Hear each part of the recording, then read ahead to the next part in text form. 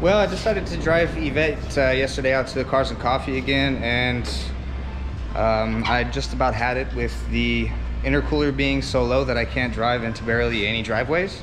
So I just finished pulling her into the shop and got her on a lift. She's on some dollies too, just so I can move it around. I'm gonna strip off the front end, my radiator support, core support, the original core support, all that is going. And I'm gonna go ahead and tube front it. And I'm also more than likely gonna figure out a way to move the strut towers forward and also tilt the coil over a little bit more flat so that I can fix my tie rod angle. I don't know if you guys can see it, but it's pretty bad. And that's the game plan so far. Right now I'm just working on stripping everything down. I am gonna miss about this front setup is how easy it is to remove and install. I think I've been working on it maybe 15 minutes and I have the entire front end off the car. So hopefully I'll be able to integrate something like that into the new system. We'll find out. I've gotten everything stripped out that I'm not going to be using anymore. That includes my fancy little strut bar there and the entire core support up there. You already saw that though. What I'm doing now is just kind of laying out some tubes and getting an idea of what I want to do here. I'm pretty sure that the original hood latches here are going to be gonzo, since the hood's not going to be able to open like it would factory anymore, unfortunately. But you know, that's okay. A couple of hood pins, throw it on the roof. So it's looking like I'm going to want to come to a firewall and tie in right to my A-pillars where the crossbar goes, and we'll shoot down and probably connect down here just in front of the subframe somewhere, and that'll give us enough room to move the strut tower forward a good couple inches and just go from there. Hey there everyone, so back working on Yvette, and I managed to get the windshield out, pulled out the interior pieces such as the dash and center console. I have got now is my drill with a 1 3/4 hole saw on it, and what we're gonna go ahead and do is shoot a hole straight through the firewall here, and then we're gonna have to get an extension and try and shoot a hole through here as best we can. It's gonna be a little bit of trouble. We might have to just do some cutting with the plasma, I'm not sure yet, but then we'll jump over to the other side and do the same thing.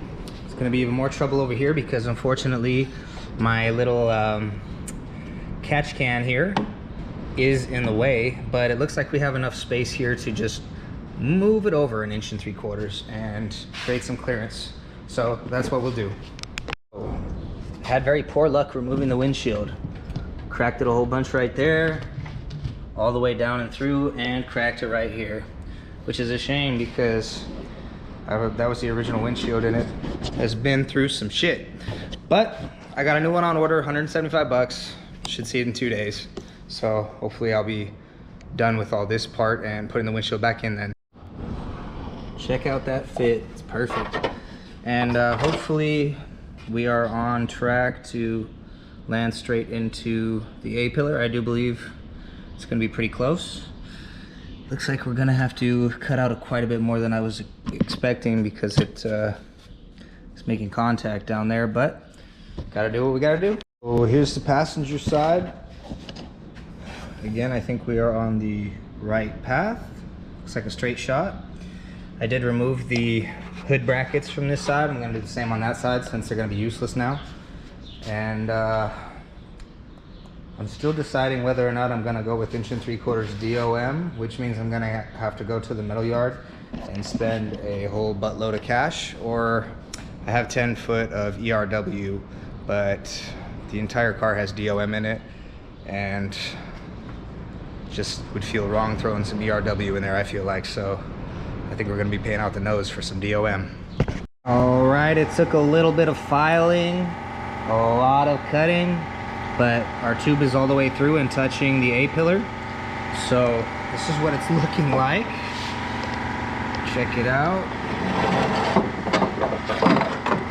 Had to cut through the firewall initially, and then through the secondary firewall, I guess you could call it. We even went through a third piece of sheet metal down there You can kind of see it. But we got a pretty clear path now, and all we got to do is get some tube and get the notch correct. But first we're going to jump onto the driver's side and get that all clearanced out. Happy to say the driver's side went a lot smoother than the passenger side, but that always tends to be the case with the first time you do anything. So we're through. Looks good, nice and tight fit. I actually was able to cut out about 90% of this side with my little Harbor Freight air saw. And I didn't have high hopes in the beginning, but it was one hell of a lot easier than punching through the firewall multiple times with my hole saw on my large shaft right here that goes to my notcher. This thing just wants to jump all over the place, but so we're ready to go. I'm gonna, I guess, drive my truck to work tomorrow and stop at the metal yard on the way home and hope I don't hit too much traffic after that. So I'll catch you guys then.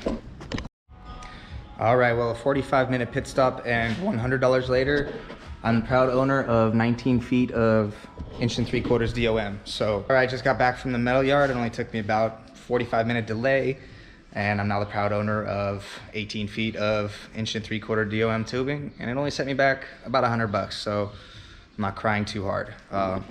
I've gone ahead and done a rough mock-up of what I want my front tube work to look like, and this is what I have in mind right here.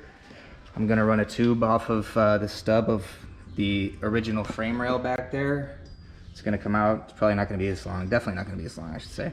And then we'll have the tube that comes down from the A-pillar.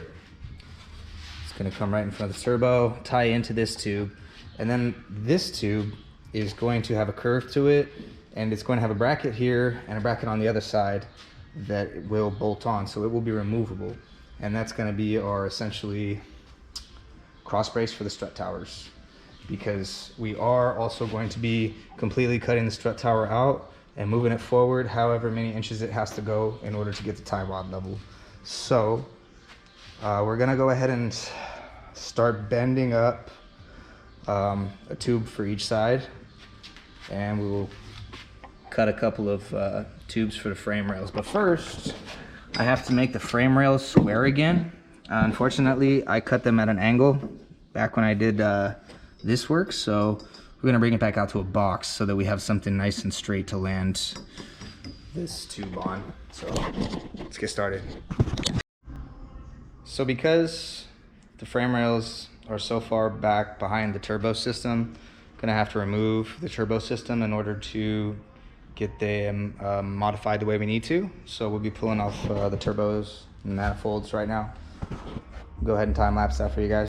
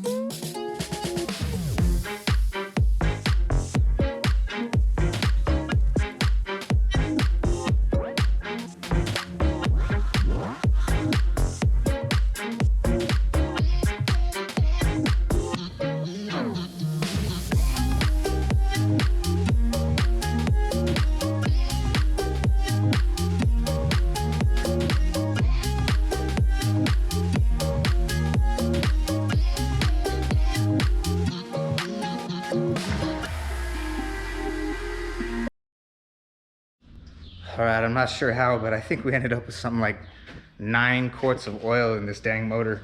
I think my dipstick may be lying to me because it always said that I was low, so I kept adding oil, and apparently I had almost 3 quarts in there too much. So I've got the turbos off and the manifolds.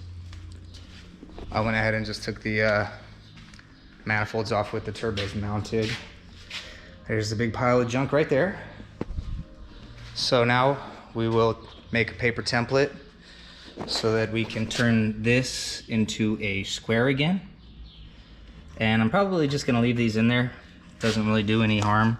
It's just a waste of time cutting them off. So yeah, we're just gonna box it in, and then we'll do this side, and then we'll put the turbos back on and be on our way. Paper templates are done for both sides, so we're gonna go ahead and cut those out of metal now. All right, I got the frame caps pretty much all welded on there. This is what we're looking like. Check it out.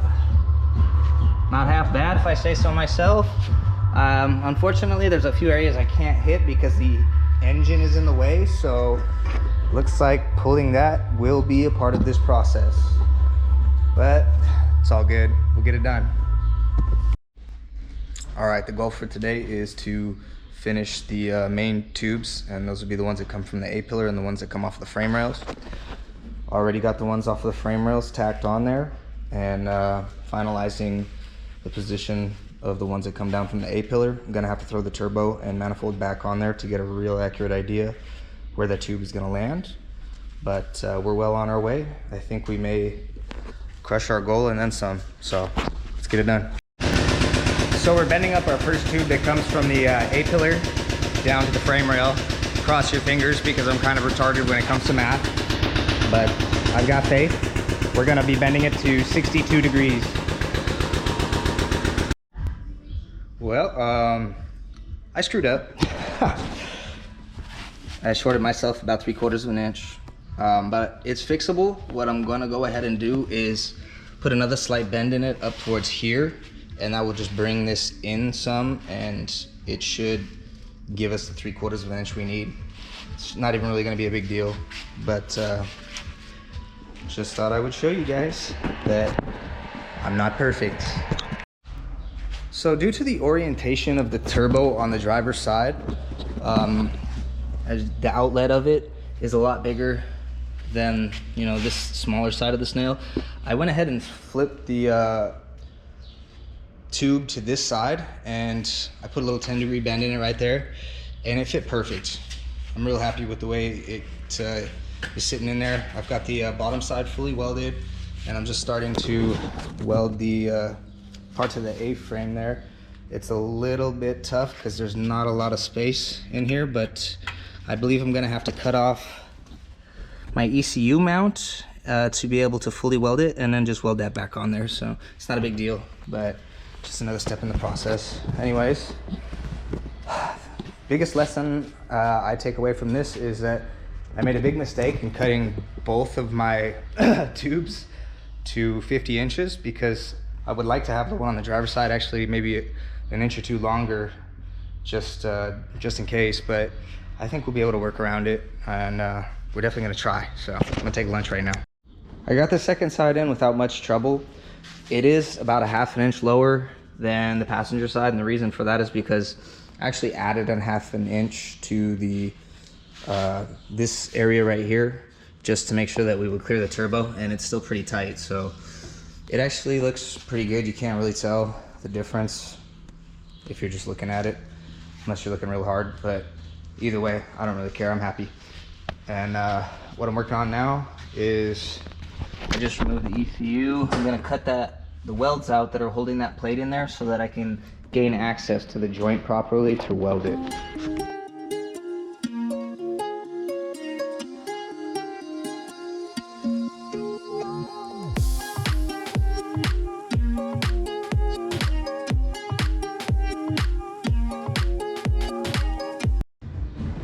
All right, well, I'm sure as you saw, welding up the tube to the A-pillar was a royal pain in the ass, but we got it done, and I've moved on to fitting the radiator and intercooler.